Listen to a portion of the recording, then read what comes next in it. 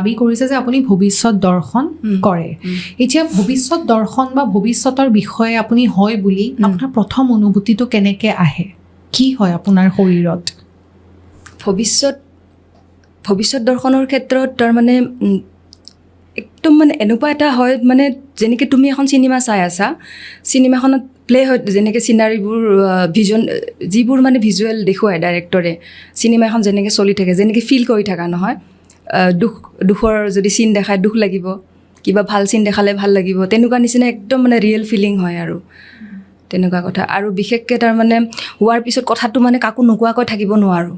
মানে কিবা এটা চেতনাই তাৰ মানে বাধ্য কৰে ক'বৰ কাৰণে মানুহক কিন্তু মানুহে বিশ্বাস নকৰে সেইবিলাক কথা